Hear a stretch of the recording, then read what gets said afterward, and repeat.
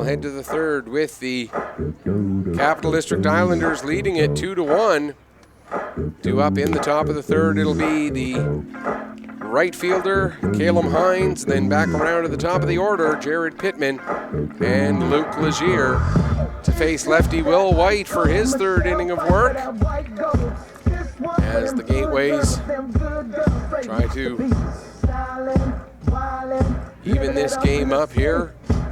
2 in the bottom of the first for the Islanders, 1 in the top of the second for the Gateways. If you're just joining us, is how we got to this 2-1 score line.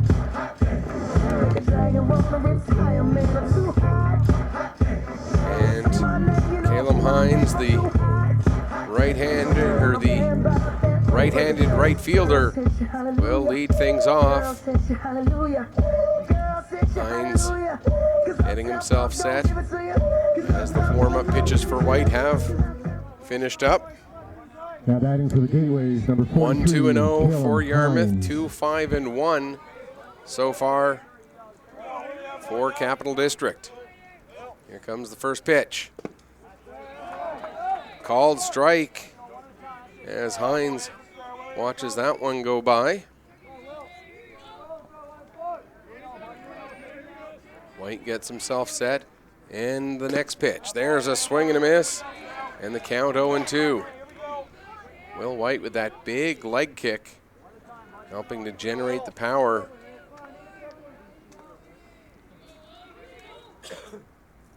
Swing and a miss, and he gets Hines on 3 straight pitches. That'll bring up Jared Pittman. Pittman popped out to Hines to start the game 45 minutes ago. 23, Jared Pittman. As we play here in the top of the third. Pretty decent pace to the ball game so far. Here comes the first pitch to Pittman this time around, and it's swung on and missed. 0-1. The strikeout of Hines, the second of the game for White. Here comes the 0-1. That'll miss high. 1-1 the count as he pulled the string, trying to get Pittman to chase a breaking ball up out of the zone. Here comes the 1-1 now. Fastball catches the outside half, and the count 1-2. Some of the Yarmouth fans sitting off to my right disagree, but it was called strike 2. That one misses just outside. 2-2 as White says, okay, you gave me that last one.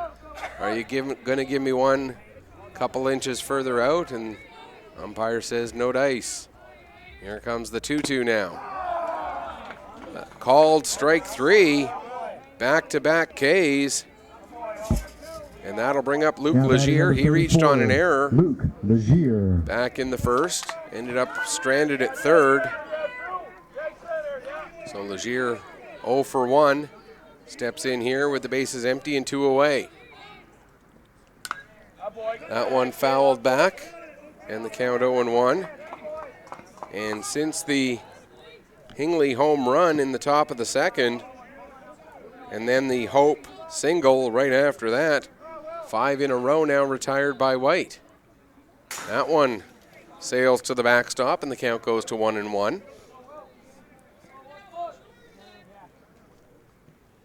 Legier, the starting pitcher, now first baseman for the Gateways.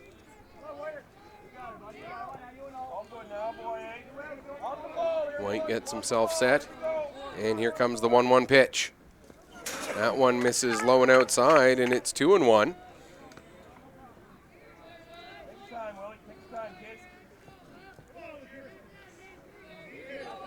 White gets ready, and the lefty with the big leg kick fires again. That one will catch the inside corner, and the count goes to 2-2.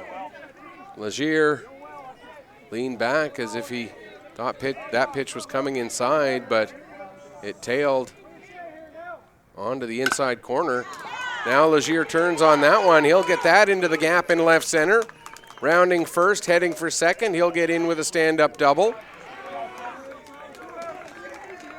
And that will bring up starting first baseman and now pitcher Drew Jeffrey.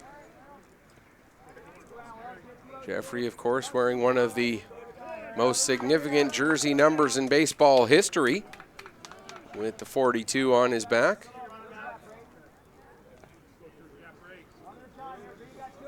The righty steps in.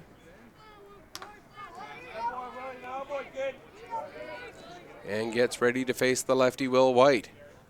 That pitch misses inside, gets past Murphy, and Legier will head down Jeffrey to third base. Time gets called, and we're going to get a meeting out at the mound here.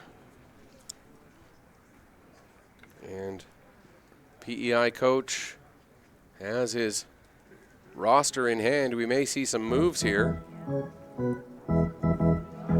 as they talk things over. No, it looks like we're just going to have the quick chat and get things settled back down for White. Jeffrey with the potential tying run, standing just 70 feet away. 2 away here, top of the third. Takes a pitch just outside, and the count goes to 2-2, or 2-0, excuse me.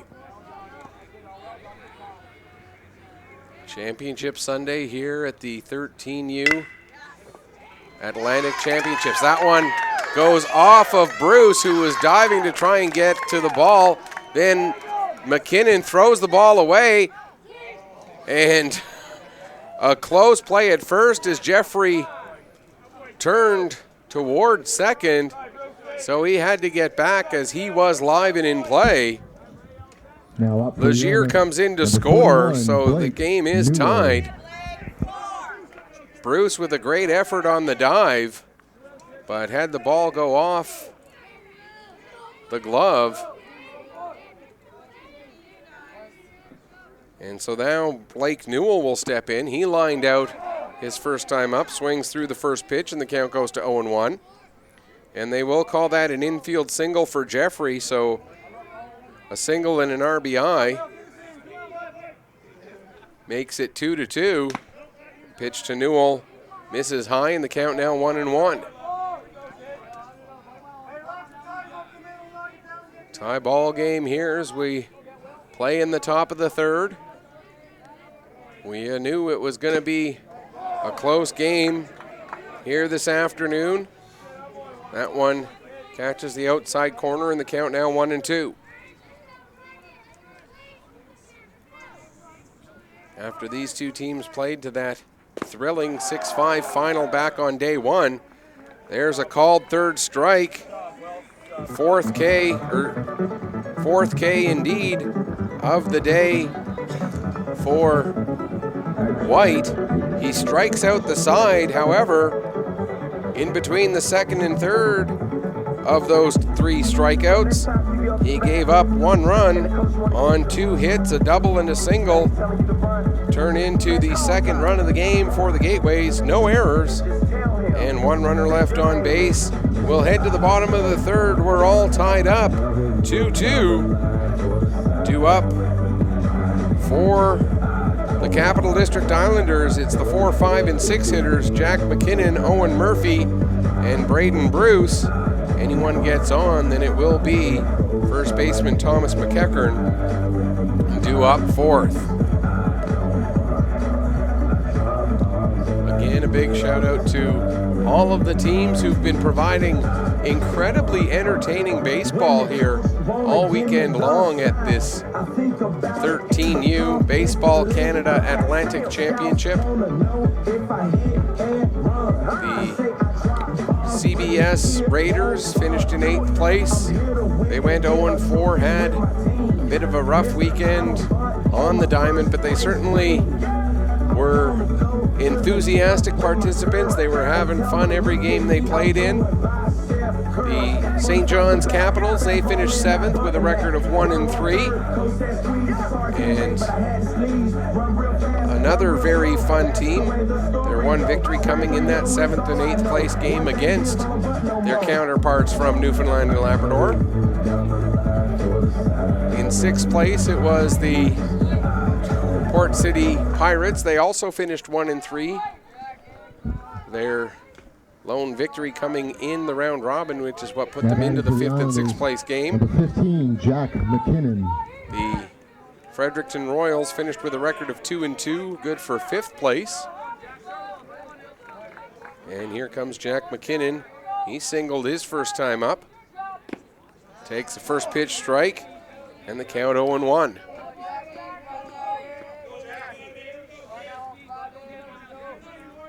As Drew Jeffrey takes over on the mound here.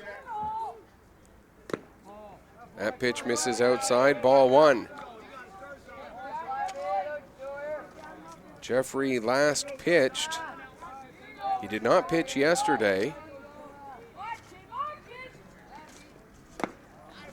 Swing and a miss there. Jeffrey hasn't pitched since Thursday. He started the game against the Fredericton Royals through 5 complete innings in that game. Had a very strong outing and threw few enough pitches in 5 complete innings that he was eligible to pitch again today. That one popped high in the sky, left field. Over to make the catch is Barnes. Had to make a few steps over. That'll bring up. Now batting for Capital District, number 6, Owen Murphy. Owen Murphy. He struck out his first time up, 0 for 1.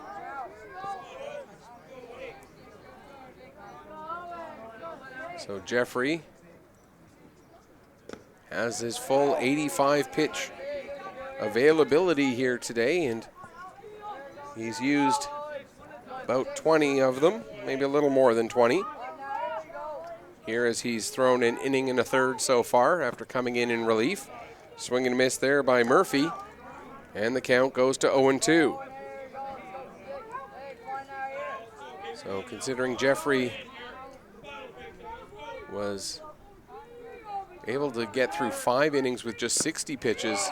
There's a called third strike. First strikeout for Jeffrey. 4th overall for Yarmouth pitching, and that's 2 away. That'll bring up Braden Bruce. He struck out his first time up. Coming up with 2 away, nobody on here, bottom of the 3rd 12, of this tie ball game. Bruce.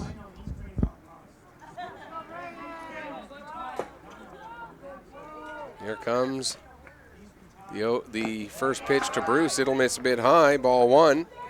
1-0 the count on the second baseman for the Capitals, or for the Islanders, excuse me. Capital District Islanders. That one misses high as well, ball 2, 2-0. Hingley doing a good job of trying to frame that ball, bringing it down, but not able to get the ball down enough to earn the strike. That one misses outside, and it's now 3-0.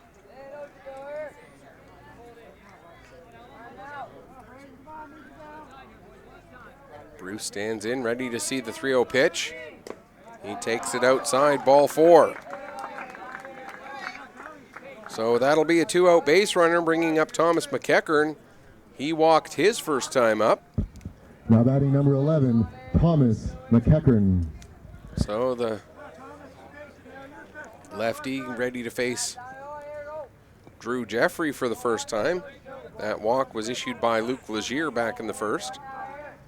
Throw over to first, and Bruce gets back in.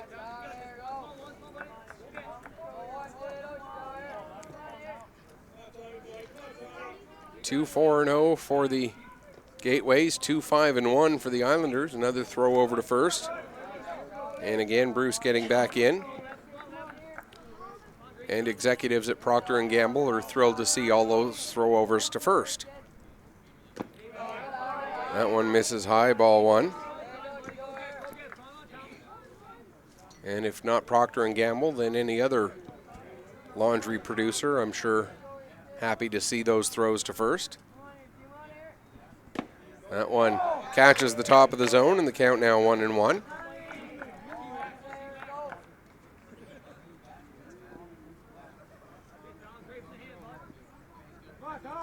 Jeffrey, a couple checks over of Bruce. Now he'll deliver. That ball, I think, slipped off the finger as he was trying to throw a breaking ball, but had it slip away from him as it missed well outside. Good job by Hingley to rein that one in, and the count is now 2-1. 2-1 pitch misses outside as well, and the count now 3-1.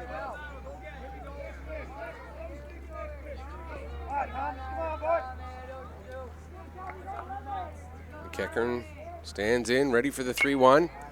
Swings and sends it off into the trees behind us here at Greeno Field. And the count is full. 3 balls, 2 strikes. 2 away. Runner will be going with the pitch. There he goes, grounder. Nabbed nicely by Jeffrey as the ball was off to his right, or his right, but he was able to reach across the body, make the nab, and get the 3rd out of the inning. So a 2-out walk for the Islanders does no damage, no runs, no hits, no errors, 1 runner left on base. The Islanders have now left 6 on through 3 innings, and the score through 3 complete is 2-2. And we'll head to the 4th. A 4-inning ball game left to go here.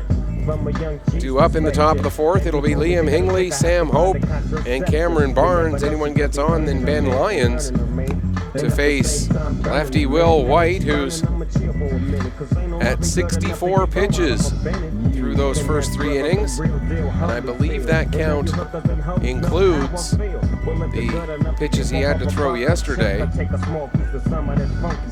As my understanding, and I could be wrong because goodness knows I've been wrong about things before and I will be again, but my understanding is if you throw on consecutive days, you can only throw to what the pitch count limit would be for a single day as well. So either way, he's got about 21 pitches left to work with. He'll be allowed to finish the at-bat when he throws the 85th pitch. And the first guy that he'll face here will be the man who hit the solo home run off of him back in inning number 2 to lead off inning number 2. That being Liam Hingley. Hingley now with 2 home runs on the tournament, actually, as he hit a home run in the round robin portion of the tournament. In fact, that home run came in that game against the Capital District Islanders. So he's now sent 2 over the fence against these Islanders. That pitch misses down in the dirt. And the count to Hingley is 1-1.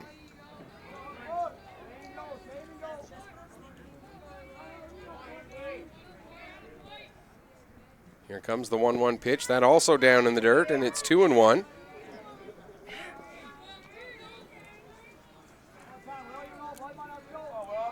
This Yarmouth team has, I'm pretty sure, the most home runs of any team in this tournament. They've hit at least 4. That one misses outside, and again through much of the round robin portion, conditions very much not conducive to power hitting.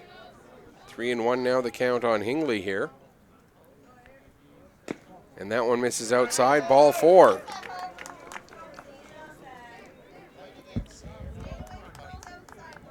And so that'll bring up Sam Hope. Sam Hope. Hope singled his first time up.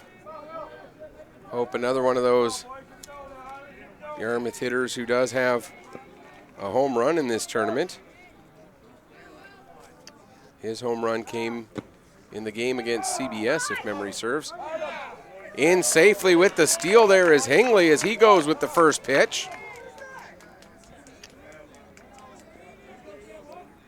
So Liam Hingley now at second base, and Hope behind in the count 0-1.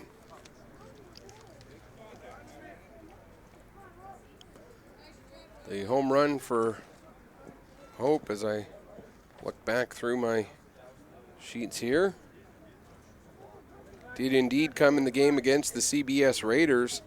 A 2-run blast where he drove in Liam Hingley.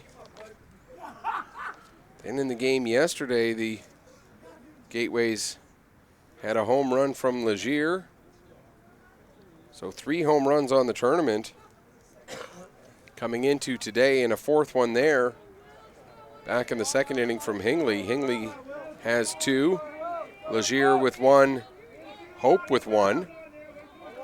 The Summerside Chevys with a couple of home runs as well. Cole Eklund tied for the tournament lead with 2 home runs. Both he and Hingley have hit a pair each. There's a foul tip back into the mid of Murphy, and the count goes to 0-2. Hingley at second base, nobody out here, top of inning number 4.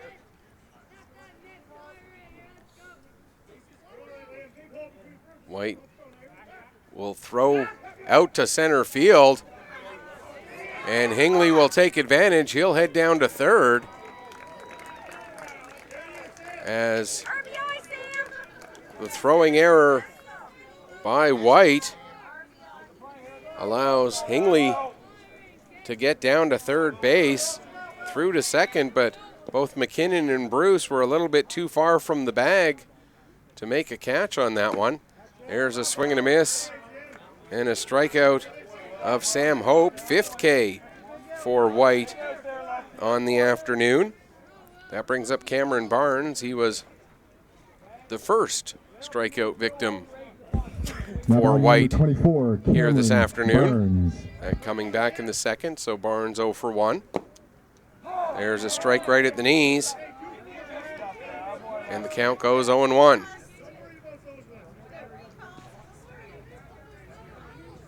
Here comes the 0-1 pitch as White gets himself set. Sends that one off into the woods, and the count goes to 0-2. Very picturesque surroundings here around the Greeno field. We've got beautiful woods off to all sides.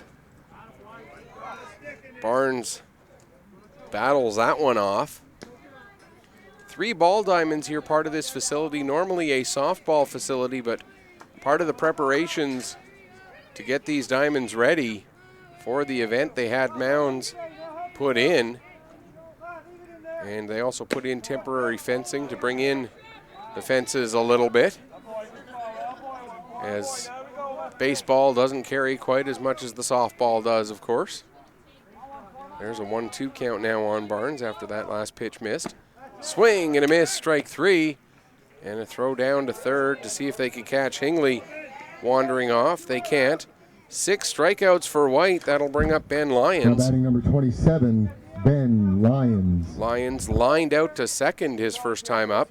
A well-timed jump by Bruce to get that ball, nab it out of the air.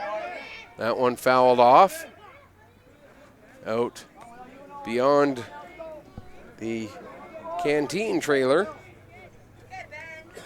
Another set of volunteers who deserve great big thanks, the people who've been running the canteen, doing a great job over there all weekend. Another one fouled off, and the count 0-2.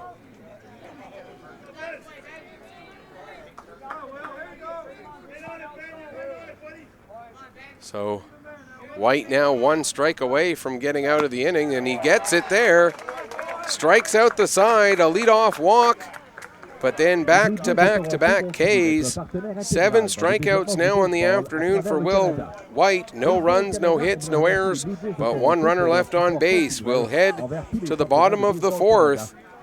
And the score, Yarmouth Gateways and Capital District Islanders tied at 2 runs apiece. 2 up in the bottom of the 4th. It's the bottom of the order. Cameron Sanderson, Hudson Burke, and Connor Rowell. As the Gateways have now left 1 runner on base in each of the 4 innings. By contrast, the Islanders, through their first 3 innings, have already left 6 on base. And that's a combination of a good job by the pitchers.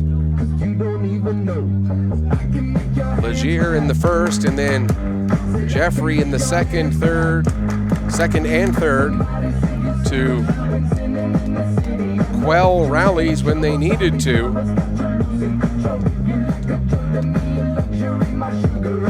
And we'll see if Jeffrey can do more of the same, or perhaps even avoid a rally getting started.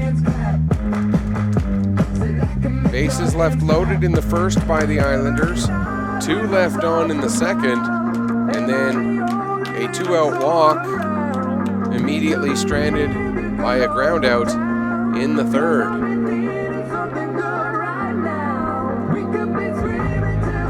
And it's Sanderson Burke, Hudson Burke that is, and Raoul due up for Capital District.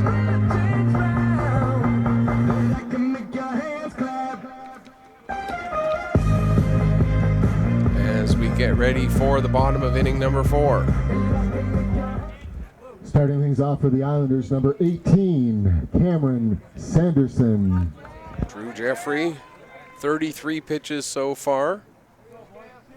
So he's got 52 left to work with and 4 innings left to go. Or more, you never know. This game has the feeling of one that could go beyond 7. We've yet to have a game hit extra innings in this tournament so far. And of course, the broadcaster's curse, some people believe, now that I've said it. That one fouled off, and the count 0-2 on Sanderson.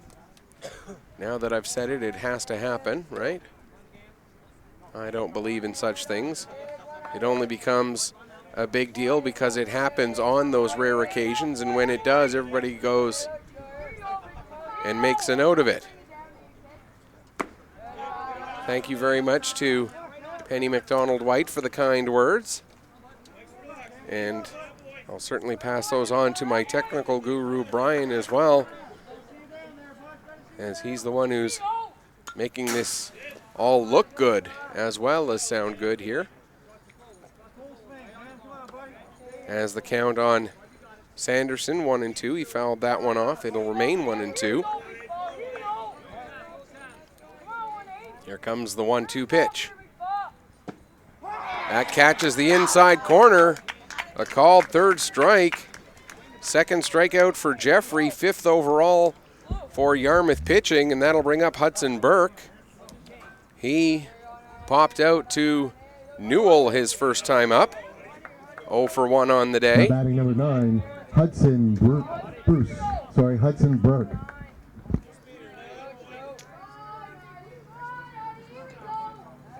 And so Burke steps in, 0 for 1. Swings ahead of that pitch in the count 0-1. As a nice job by Jeffrey to pull the string on that breaking ball. Had Burke ahead of that off-speed pitch. Here comes the 0-1. Swung on and missed again. And Jeffrey, one of the things that sometimes at this young age, pitchers have a little bit of difficulty disguising their pitches as far as their arm delivery goes. Jeffrey certainly does not have that issue. There's a swing and a miss. And he gets Burke on 3 straight swings. Back-to-back Ks for Jeffrey. That'll bring up Connor Rowell. 5, Connor Rowell. Rowell singled in the second. 1 for 1 on the day. Leadoff hitter Yasu Hojo in the on-deck circle. If Rowell can keep this inning going. Takes the first pitch strike and the count 0-1.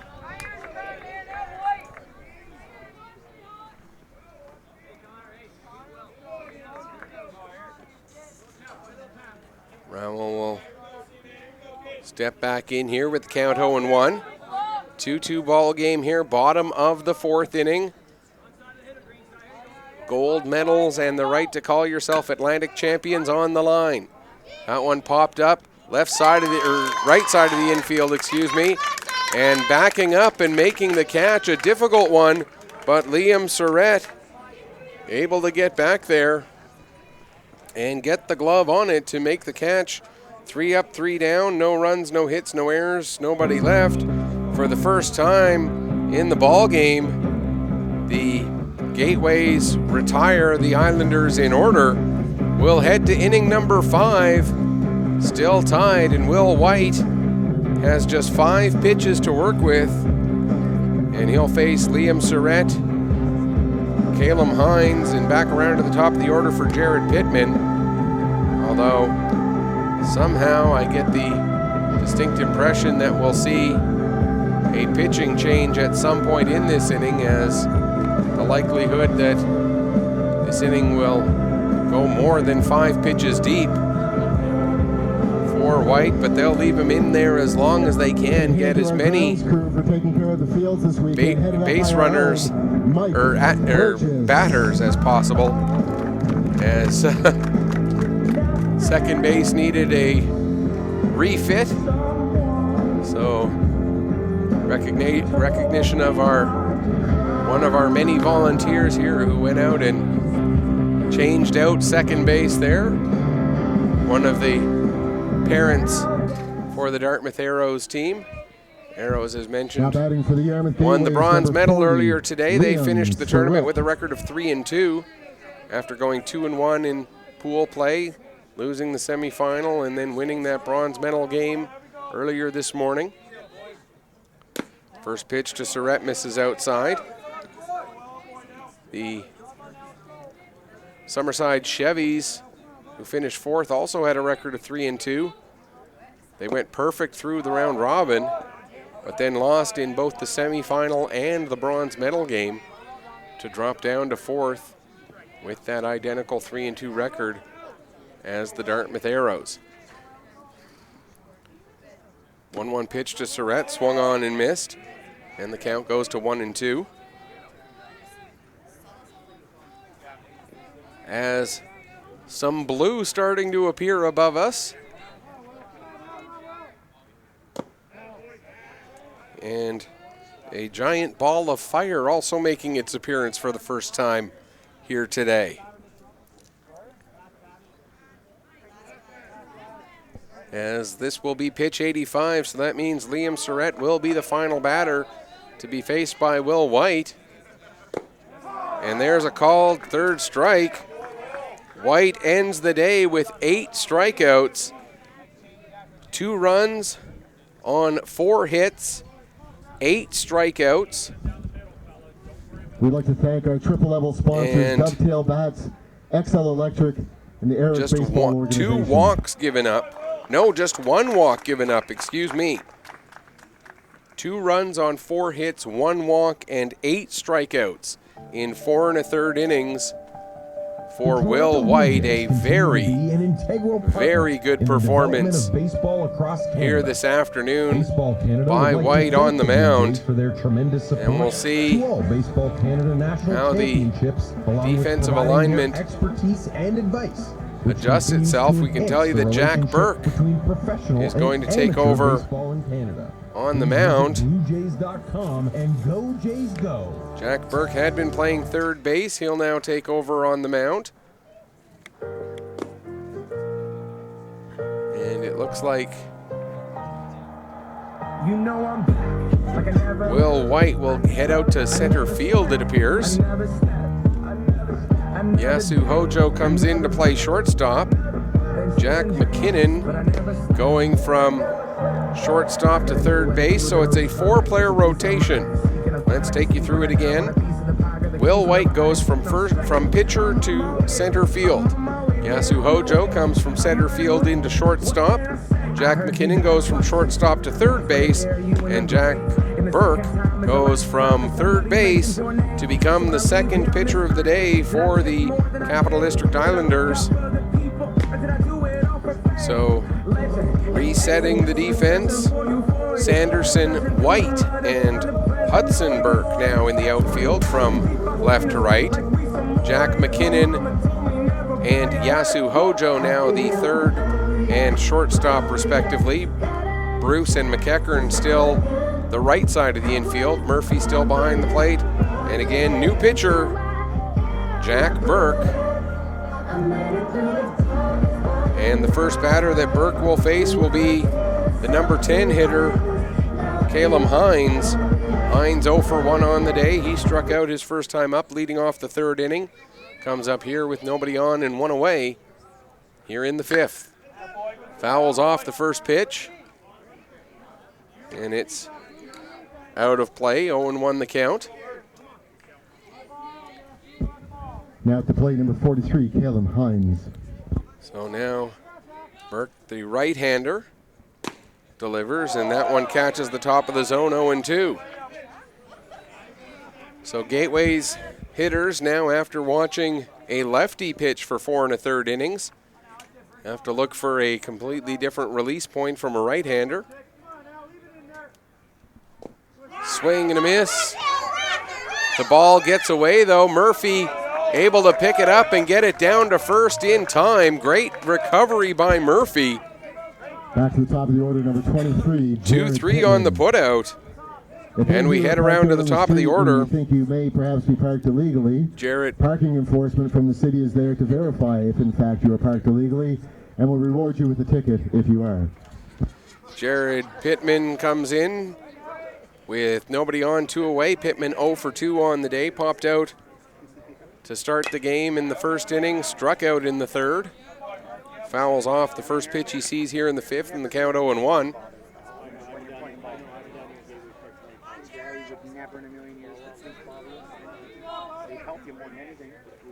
So an 0-1 count here on Pittman. Foul tip back into the glove of Murphy, and the count goes to 0-2.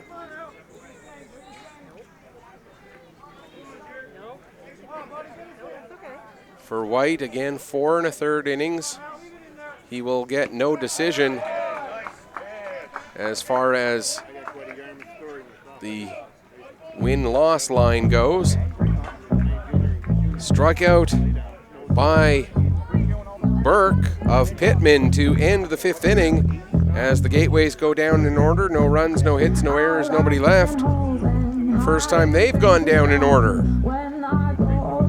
As we've played 4 1/2, we'll head to the bottom of the 5th, and the Capital District Islanders will have the top of their order due up. It'll be Hojo, White, and Burke. Anyone gets on, then McKinnon. As if you go back to the 4th inning, that's now 9 consecutive players who've been retired. And maybe even more remarkably, of those 9 consecutive players, 7 of them by way of strikeout. Between Will White, Jack Burke, and Drew Jeffrey, 7 Ks over the last 9 batters. The last player to get on base either way was Liam Hingley, who got on with a walk in the top of the 4th. As we've got ourselves a pitching duel here. Back to the top of the order. Actually, no. 8 strikeouts. Number 7, Yasu Hojo. The only player not to strike out of the last 9 batters who've appeared is Connor Rowell, who popped out to second to end the bottom of the 4th. Yasu Hojo now in. He takes the first pitch high, ball 1. As Jeffrey has just passed the midway point of his allowable pitch count. That one misses outside, and the count 2-0. Jeffrey, since he came in to start the bottom of the 2nd inning, has struck out 3. There's a grounder to third. Newell gathers it up. Strong throw across the diamond, right on target. As that will retire Hojo, and Will White 14, steps in. Will White. White 1 for 2. He singled and scored in the first, flew out in the second. As Jeffrey continues to deliver here, he's retired 5 in a row now. That pitch misses high, ball 1. Last player to reach base was Braden Bruce. He got on with a walk in the bottom of the 3rd. There's a strike and the count 1-1. In fact, since coming in, Jeffrey has just allowed 3 base runners, 2 singles in the second, and that walk in the third. Other than that, the Islanders have not been able to solve the right-hander for the Gateways. 0-2 now the count on White, or 1-2, excuse me, now the count on White. That one sent out to deep left field off the fence. White will round first and head for second and get in standing up with the double. White able to get a hold of that one. 16, He goes to 2 for 3 on the day. Burke. That'll bring up Jack Burke. He had an RBI, a 2-run single in the first, popped out to Legier over at first base in the second. That pitch misses inside, ball 1. Potential lead run standing at second base here, tie ball game, bottom of the 5th. And you get the sense that the next run in this game, there's a strike and the count 1-1. Whether it comes in this bottom of the 5th or wherever it comes down the road, the next run in this game is going to be a significant one. Runner on second, 1 away. That one popped up into the air. Calling for it and making the catch is Pittman for out number 2. And that will bring up Jack McKinnon. Now batting number 15, Jack McKinnon. McKinnon singled in the first, flew out to left in the third, so he's 1 for 2 on the day.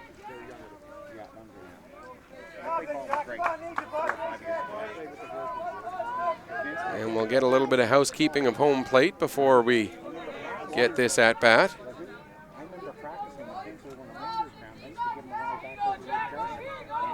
As Drew Jeffrey gets himself set and ready to face third baseman McKinnon. That pitch just misses low, ball 1. And the count 1-0.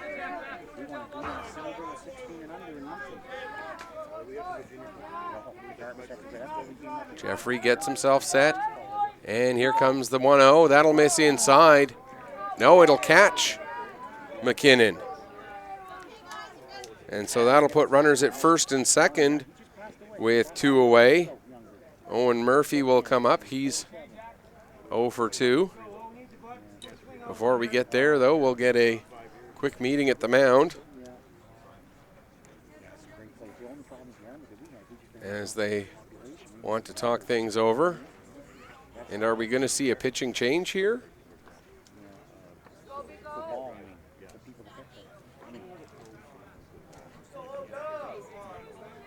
Coach still talking things over. Now he's going to break things up, and Drew Jeffrey will face Owen Murphy, excuse me. Murphy struck out looking in the first, struck out looking again in the third, 0 for 2. Has a chance for a big at-bat here in the 5th. First pitch swinging, grounder, over to short, throw to first, and a bit of an awkward play there at first, but Legier was able to get his foot on the bag for the third out. So the double and the hit batsman including Baseball Canada, do not haunt the Gateways. No runs, 1 hit, no errors, 2 runners left on base. Capital District have now left 8 on base through 5 innings. We'll head to the 6th. We're still tied up at 2, due up for the Gateways. Legier, Jeffrey Newell. And if anyone gets on, then Hingley, as it's now basically a 2-inning ball game. I mentioned it earlier. We have yet to see a game go beyond 7 in this tournament. And this one has that sense that it could very well be the first. Will the Gateways or will the Islanders be able to break through on these two pitchers, Jack Burke right now and Drew Jeffrey, who with this game tied, obviously these two guys are the pitchers of record right now. Luke Legier, who started for Yarmouth, Will White, who started for the Islanders, will not factor in the decision, although both did their jobs well. Legier maybe not quite what he was hoping for in his inning of work, but has contributed significantly in other ways, including a double and a run scored, the run that ended up tying the game back in the top of the third, the last run that we've had in this game. Legier 1 for 2. He reached on an error in the first, as well as that double and run scored in the third. And this time facing Jack Burke, the right-hander, for the first time in the game. Takes a strike and the count 0-1.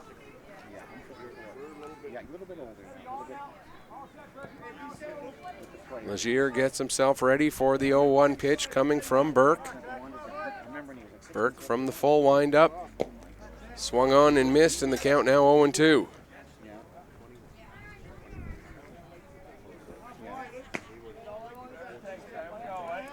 Burke, after coming in relief, back-to-back Ks of the first two batters that he faced in the top of the fifth. Now trying to continue that here in the sixth.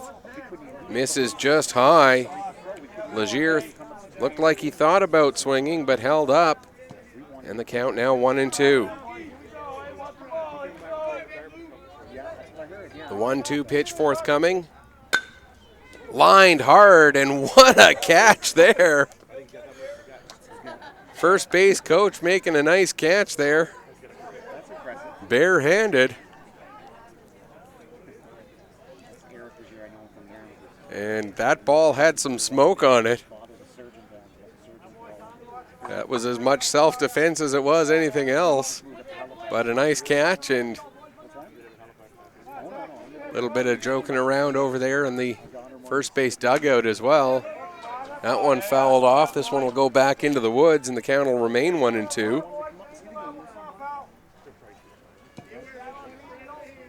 One ball, two strikes here on Legier, leading off the top of the sixth inning. The pitch. Hard hit ball out to left center. It'll get past White out in center field all the way to the fence, and in with a stand-up double. Luke Legier, his second double of the game. And that'll bring up Drew Jeffrey. Jeffrey 1 for 2. He grounded out in the first, singled and drove in Legier in the third.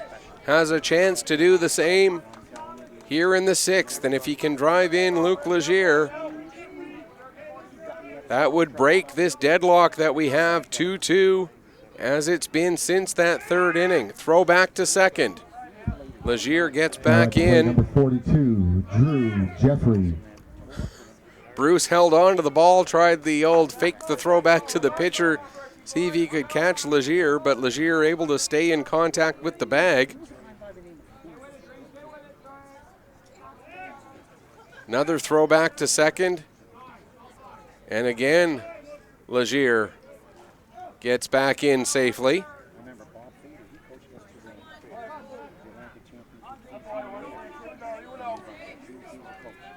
This time the throw will come to the plate. Jeffrey will foul it off, and the count goes to 0-1. I think that one caught Murphy a little awkwardly. It'll take a moment to shake it off, and the Brotherhood of the Mask, the umpire, taking the time to clean off the plate. And Bruce also recognizing that Murphy needs a moment, comes in to talk to Burke briefly, giving Murphy a chance to resettle himself. There's a ball out to right field. Coming in to make the catch is Hudson Burke. And a throw down to third. And Legier gets in safely. The ball Now then batting number 41. got away, but Blake Legier Newell. not able to take advantage of it as he's taking a look at a pretty badly skinned knee there, looks like, and Legier looking like a true ball player now as he's got the big rip in the shin of the pants and everything else. Blake Newell coming up here now. He's 0 for 2. Lined out in the first, struck out in the third. Has a chance for a big at-bat here in the sixth. Luke Legier, the potential lead run, standing 70 feet away. 1 out here in the top of the sixth inning. 1-0 now, the count on Newell. Takes a pitch outside, and the count goes to 2-0. Back in the semifinal, Newell had a ground rule double that drove in a run. He came around to score himself that time. He also had a single. Went 2 for 3 in the semifinal against Summerside. Takes a strike there, and the count goes to 2-1.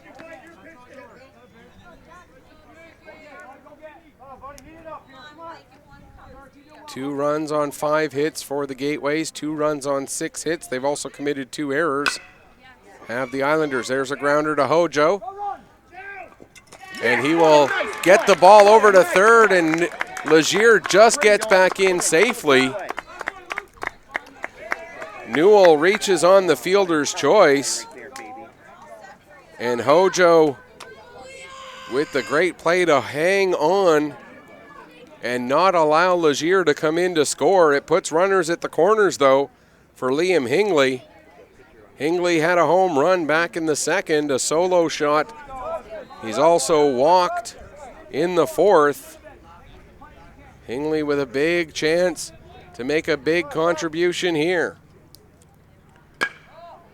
Smacks that one foul. Going the opposite way, and the count goes to 0-1.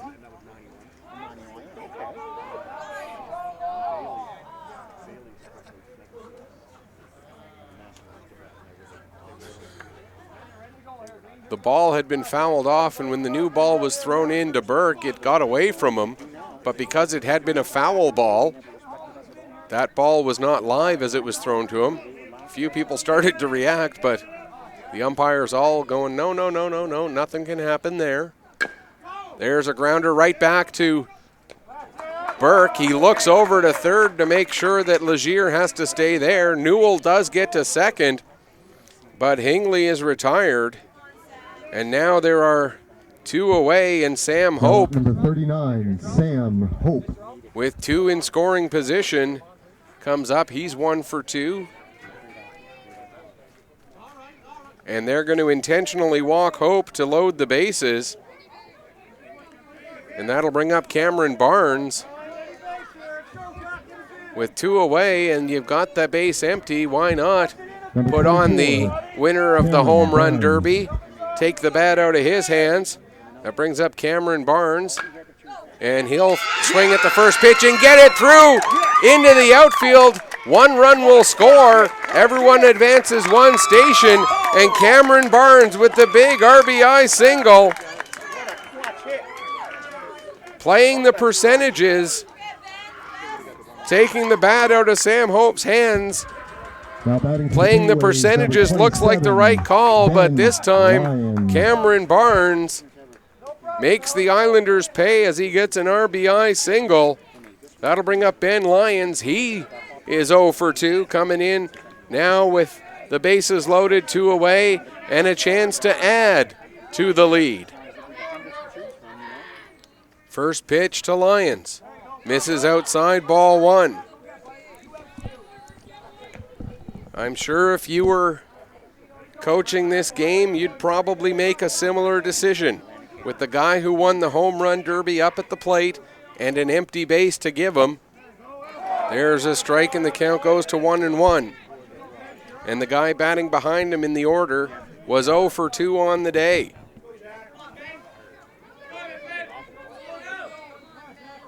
But now Ben Lyons has a chance to add to the lead. That ball's going to get away. Everybody will stay where they are, though, as Murphy was able to get back to it quickly enough. The count goes to 2-1.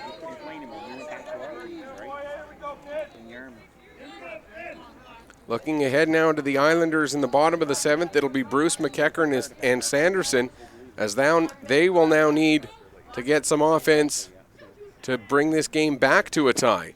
Swing and a miss, and the count goes to 2-2. But before they can get there, Jack Burke needs to get out of this jam. Here, bases loaded, 2 away, 1 run already in. Called third strike, and that will do it for the inning. But the Gateways, a big 1 run on just 2 hits, 1 error, and 3 runners left on base.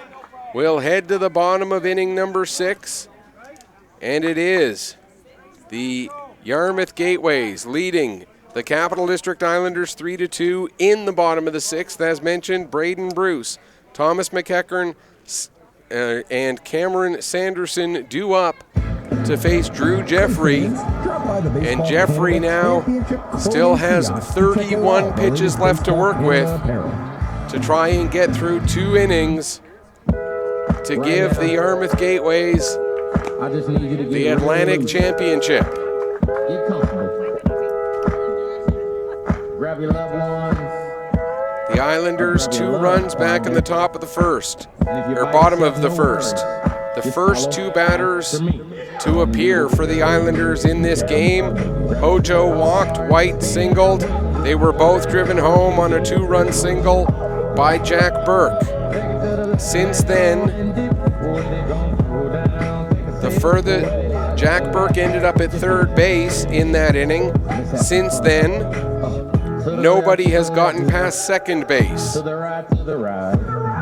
In the last 4 innings, the 2nd, 3rd, 4th, and 5th, just 5 batters have reached base in those 4 innings. And again, no one's gotten past 2nd base. But they need a run to score, 1 to tie it, 2 to take a lead. Here in the bottom of inning number 6, they'll also have a chance in the 7th. But obviously they'd rather take the lead here in the 6th and rely on their defense. Here's Bruce, the leadoff hitter in this inning, takes a strike. The 6th hitter in the order, but leading off this inning, 2nd baseman Braden Bruce takes a first pitch strike, the count 0-1. Here comes the 0-1 pitch.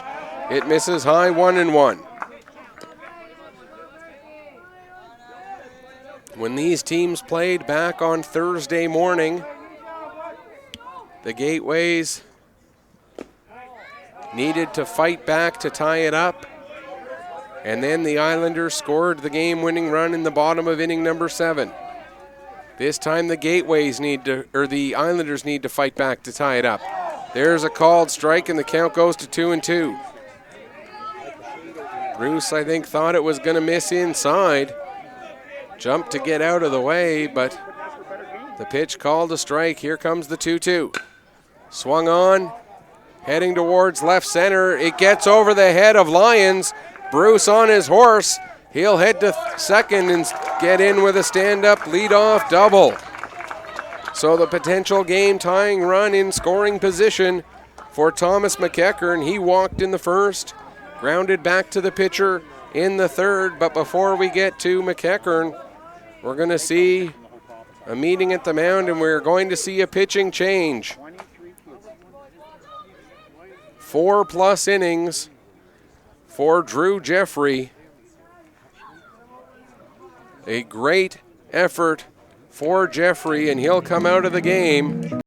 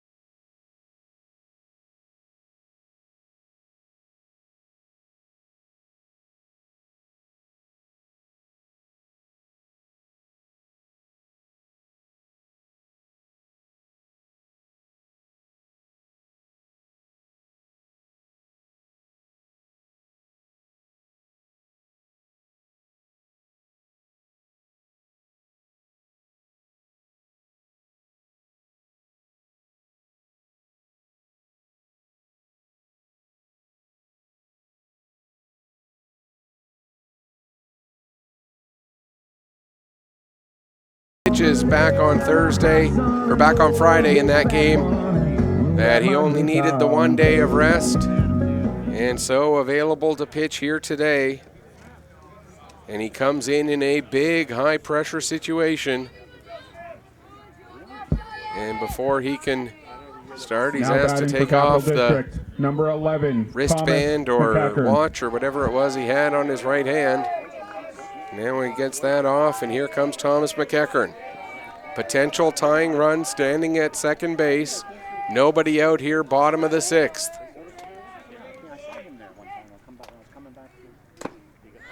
Strike called on the first pitch to McEachern. For Jeffrey, 4+ innings, giving up 3 hits, no runs, although he is responsible for the man at second base. That one misses just low, and the count 1-1. So no runs, 3 hits. He walked 1 and hit 1. He also struck out 3 in those 4+ innings of work. There's a strike to McEachern, and the count now 1-2. Sam Hope, the hero in the home run derby Friday night, now has a chance to be the hero on the mound. Gets McEachern to foul that one off. The count remains 1-2.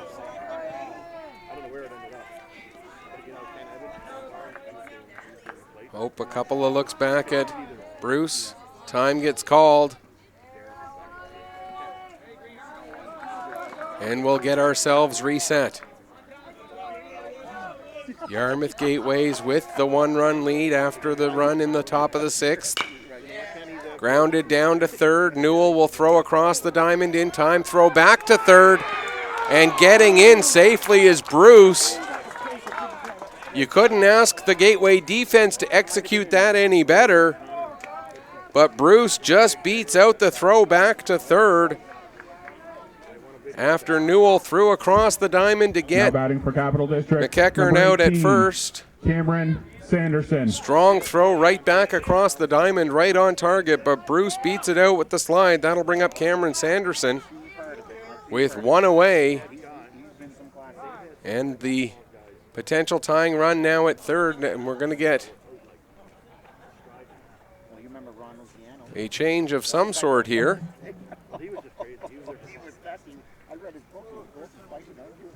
Not sure what this change is going to be,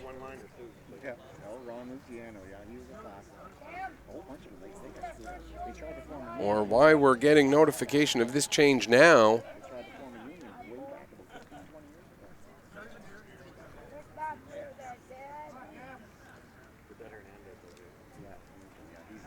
The guy who's due up is coming up to bat. The guy who's at third is still standing at third. If it's about the batter afterwards, Hudson Burke, why are we getting... No, we are getting a pinch runner. Okay. So Eric Wang will come in and pinch run for Braden Bruce here in the bottom of inning number 6. There's a called strike on Sanderson. The count goes to 0-1. So Huang now representing the potential tying run at third base, 1 away here, inning 6. Here comes the 0-1. Swung on and missed, 0-2. As Hingley was set up for that one, asking for the high fastball. He got it, and he got Sanderson to chase it. Hope with a good pitch there. Now ahead in the count, 0-2. Gets Sanderson chasing, and the count goes to 0-3. Strikeout for Hope. And that'll bring up a pinch hitter. Caden Kelly will come in to hit for Hudson Burke. Now batting for Capital District, number 8, Caden Kelly. So Caden Kelly comes in as a pinch hitter here.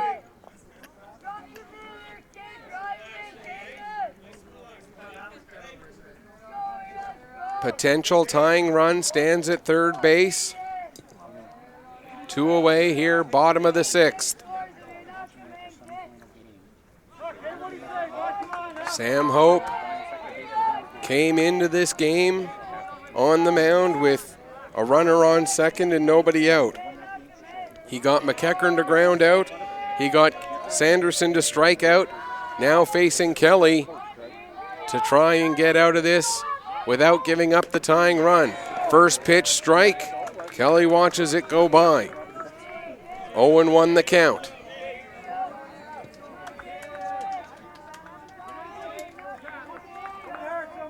Hope gets himself set, and here comes the 0-1. Strike on the outside corner. It's now 0-2.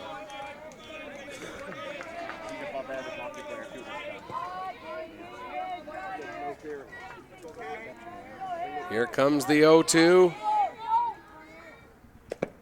Just missing outside, and the count goes to 0-2. Went exactly where Hingley was asking for the ball, but it just missed the zone. Trying to see if they could get Kelly to chase one beyond the outside corner. Here comes the 1-2. Catches the zone. Catches Kelly looking. And so we'll head to the 7th with the Gateways leading at 3-2. No runs, 1 hit, no errors, and 1 runner left on base.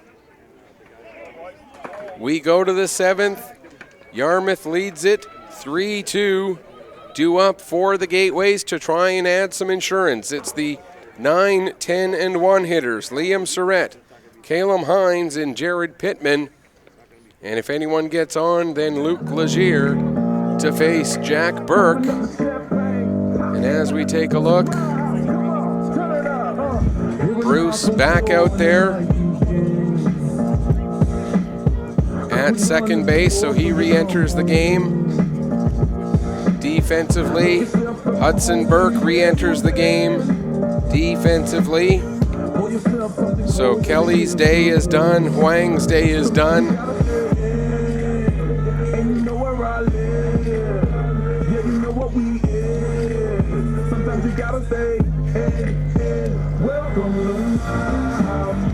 As Burke gets ready for his warm-up pitches, he's thrown an inning and 2/3. Right now stands as the pitcher of record for the Islanders after he gave up that run in the 6th.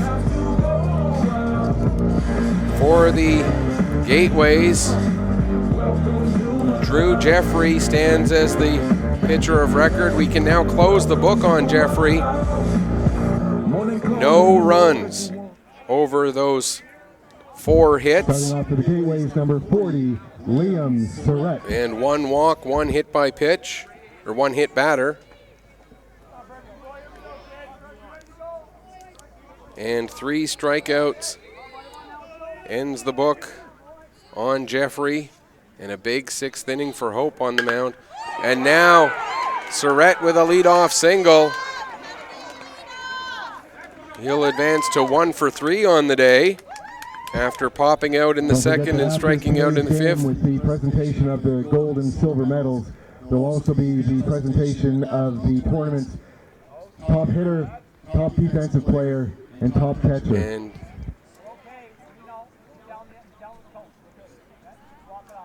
not sure what happened there, but Murphy seems to be in some discomfort.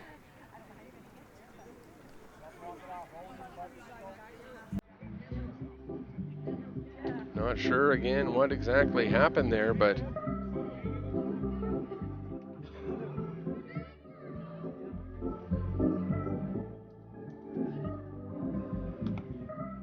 Murphy trying to shake it off. He'll stay in there as Calum Hines gets ready to bat. He's 0 for 2 with a pair of strikeouts.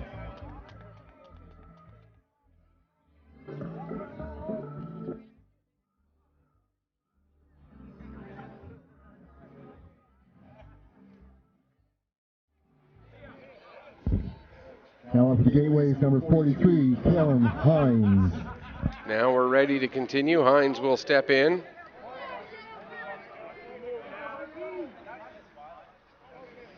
Runner on first. Nobody out. Throw back. And they pick off Liam Surratt. A great move by Burke. Catches Surratt leaning the wrong way. And there's a big first out of the inning. And that changes the complexion of things in a big way here. Base is now empty, 1 away, with Hines up at the plate. First pitch swinging. Popped foul. Out of play, first base side.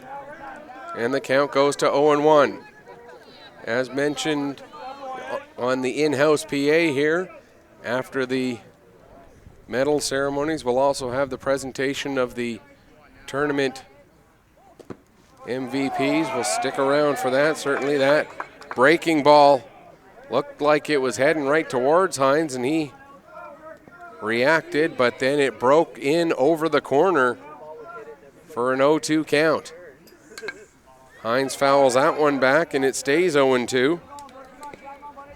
Jared Pittman, the leadoff hitter, the shortstop in the on-deck circle, waiting for his chance.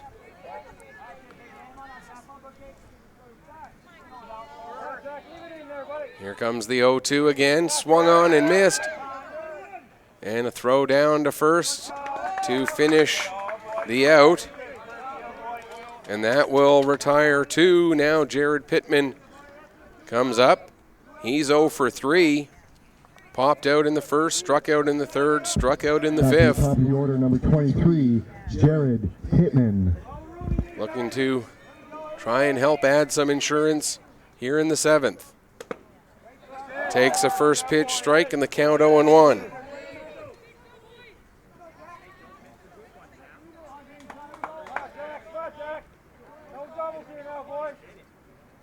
Swung on and missed, and it's 0-2. For the Islanders in the bottom of the 7th, it's the 10, 1, and 2 hitters, Connor Rowell, Yasu Hojo, and Will White, as they try to tie up the game or get the walk-off victory either way. There's a strikeout of Pittman. And so we'll go to the bottom of the 7th. No runs, 1 hit, no errors, nobody left on base after the pickoff. We go to the bottom of inning number 7. 3-2 in favor of the Yarmouth Gateways. Sam Hope looking to finish off the 2-out save. And it looks like we'll see some defensive changes for the Gateways, as Mason Legier, no, not Legier, looking around to see, as the Yarmouth coach came over to talk to the scoring table.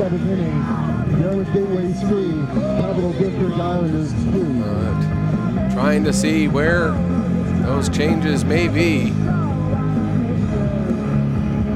It is no longer Surratt at second base. It's now Luke Legier playing second, as Drew Jeffrey heads back to first base. And our single level sponsors, Dartmouth Memorial Gardens, MTech Consulting Engineers Limited. So just some defensive switching around. So it'll still be Barnes, Lyons, and Hines in the outfield. Newell, Pittman, Legier now at second, and Jeffrey at first. Hingley still behind the plate, and Sam Hope looking to finish off a 2-inning save. And the first batter he'll face, Connor Rowell. Rowell 1 for 2. Singled in the second, popped out in the fourth. Swings through the first pitch there, and the count 0-1. Rowell, Hojo, and White. The Islanders need 1 to tie and force extras, 2 to walk off and become Atlantic champions. Swing and a miss, and the count 0-2.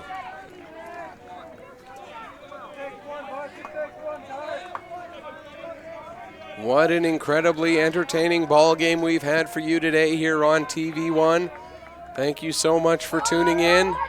We still got more drama left as Rowell just stays alive, getting a piece of that one. Half an inning or maybe more still left to go here in this game. Hope ahead in the count 0-2. Appeal down to first to see if Rowell swung. He was able to hold the bat back, and the count goes to 1-2. Great discipline there by Rowell to keep that bat back and avoid a third strike. That one just misses, and the count now 2-2. 2 balls, 2 strikes to the leadoff hitter in this inning. Fouls another one off, and it stays 2-2.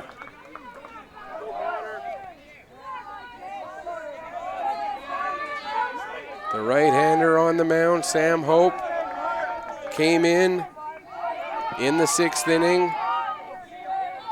Got a ground out and 2 strikeouts. Another one fought off by Rowell, excuse me, as he's now about to get his 8th pitch of this at-bat. Connor Rowell doing a great job fighting off some pretty good pitches by Sam Hope. Here comes another 2-2.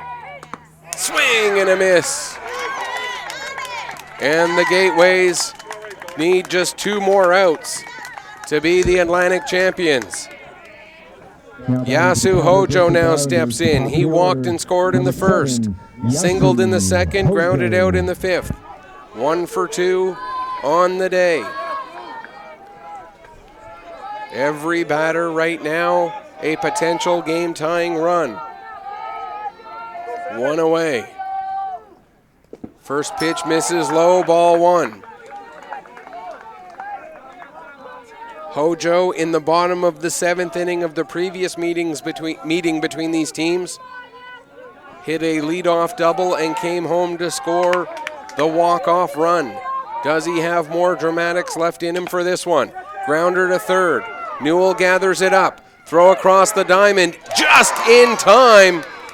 Hojo with the blazing speed, but Newell able to gun him down. 2 away. And the last chance for the Islanders in the form of Will White. He's 2 for 3.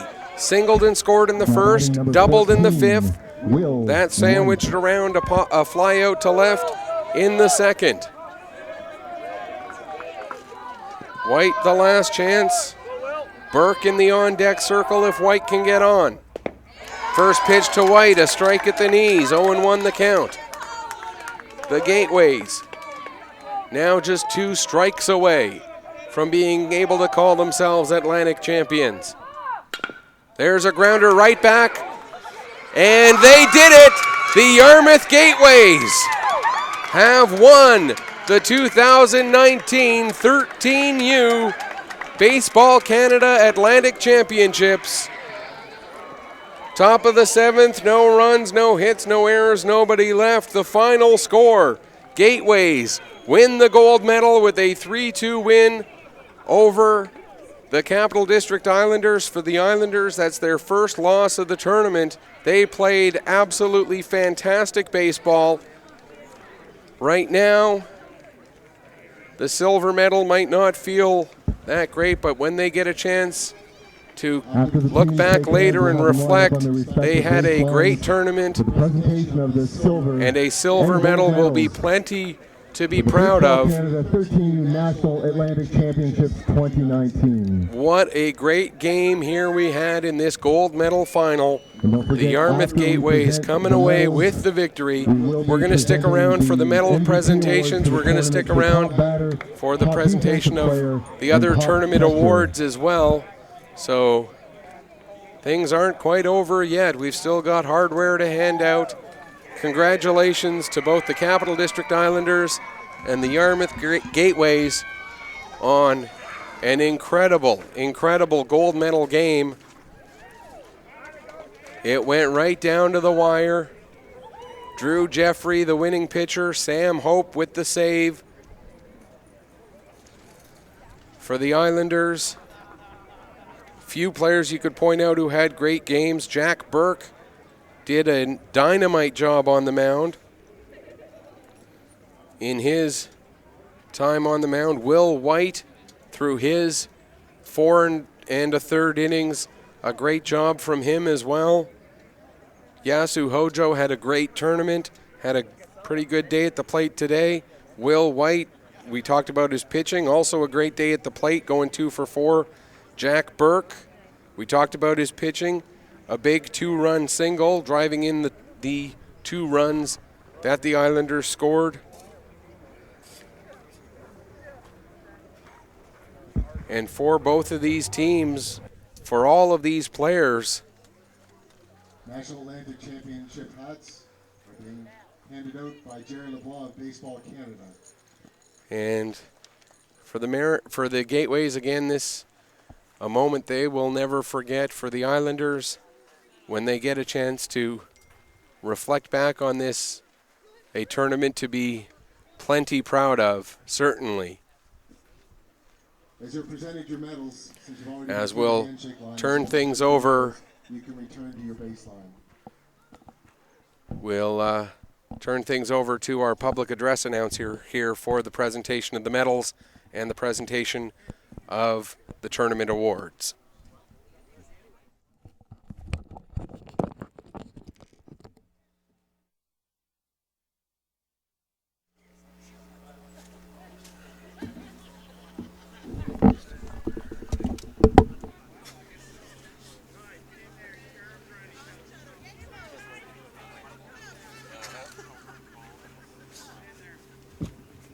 And now the presentation of the silver medals. To the Capital District Islanders, number 5, Connor Rowell.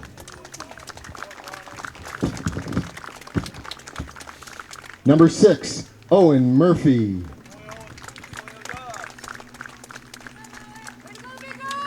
Number 7, Yasu Hojo. Number 8, Caden Kelly. Number 9, Hudson Burke. Number 10, Eric Hung. Number 11, Thomas McEachran. Number 12, Braden Bruce. Number 14, Will White. Number 15, Jack McKinnon. Number 16, Jack Burke. Number 17, Ethan Shaw.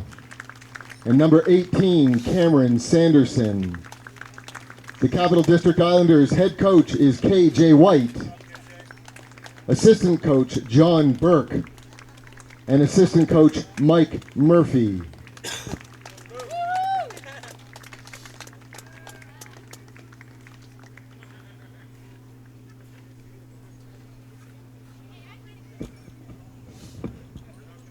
And now the presentation of the Baseball Canada 13U Atlantic 2019 champions, Yarmouth Gateways. Number 22, Brady Saunier. Number 23, Jared Pittman. Number 24, Cameron Barnes. Number 27, Ben Lyons. Number 33, Mason Legier. Number 34, Luke Legier. Number 35, Liam Hingley. Number 39, Sam Hope. Number 40, Liam Surrett. Number 41, Blake Newell. Number 42, Drew Jeffrey. Number 43, Caleb Hines. Number 44, Miguel Surrett. Our head coach, Scott Jeffrey. Assistant coach, Curtis Falls. And the manager, Mary Lee Lyons.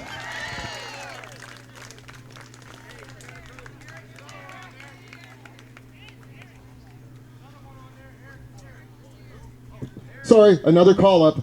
Eric Legier.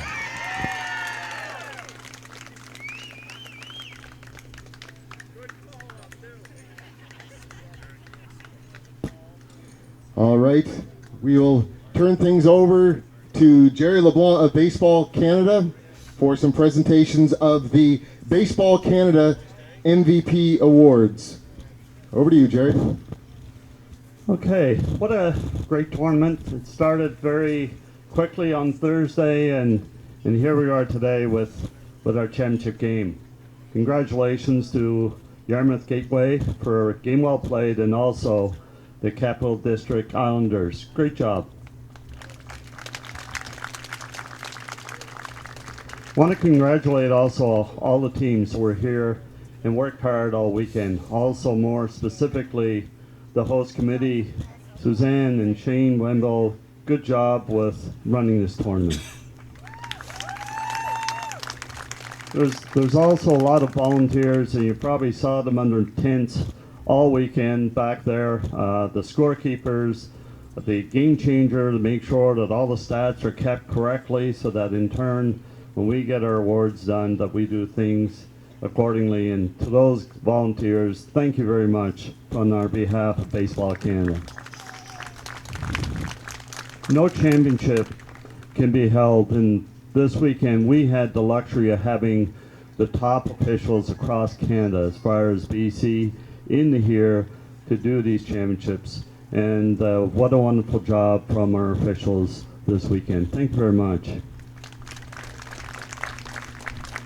And of course, these awards are not possible without sponsors Mizuno, Rawlings, Kahuna Sports, and also the Toronto Blue Jays.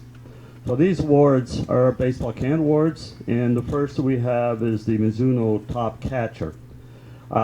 This catcher caught a total of 30 innings this weekend, the highest of all catchers this tournament. He threw out 2 runners and also picked off 1 runner. Had a batting average of .462, 2 home runs, 5 RBIs, 5 runs. Number 35, Liam Hingley, top catcher.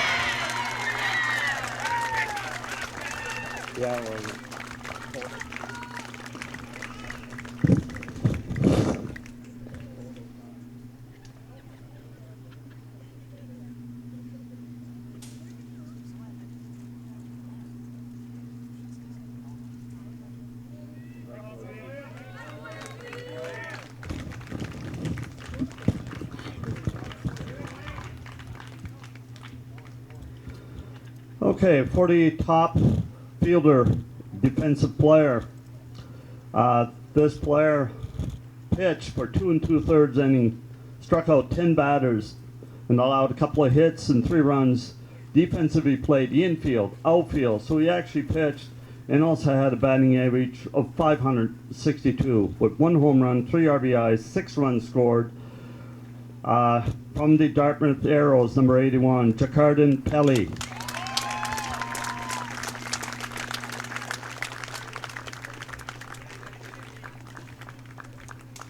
He's coming in. You better tuck his shirt in. Tuck your shirt in, Jay. Tuck it in.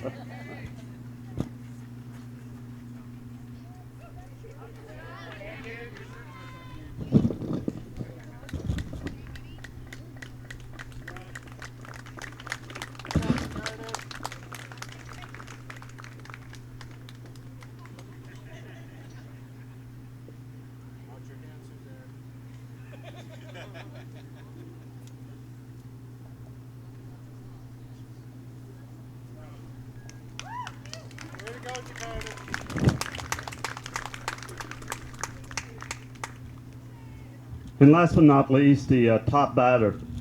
This batter over the round robin play batted a total of .727. You have hitters that in turn are bringing in runs. He was the one that's being brought in. He also scored himself on 7 occasions.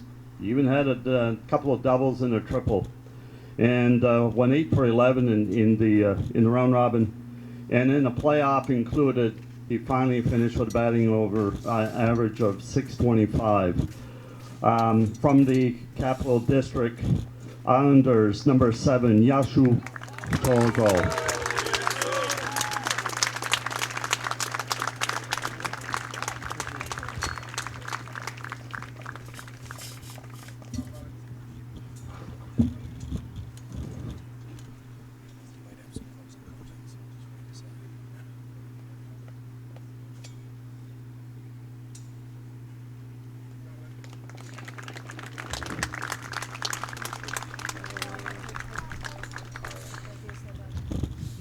I'll pass you on to our chairman of the tournament, Suzanne Wendell. Just a very quick word before you guys all take off to go home. Thank you so much for coming. Thank you for having a great tournament. Things were kept on time. There was no craziness as far as discipline goes. I think that was great.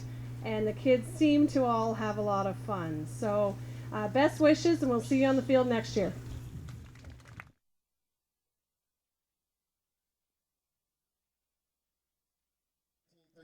So that's going to wrap things up for us here at the 2019 Baseball Canada 13U National Atlantic Championships. On behalf of my awesome technical guru, Brian, thank you so much for all of your work. The final score, once again, the Yarmouth Gateways win the Regional Atlantic Championships by a score of 3-2 over the Capital District Islanders. This is Michael Petter saying, may your pitches always hit the corners, may your liners always hit the gaps. Thanks for watching, and we'll see you back at the 2020 National 13U Atlantic Championships.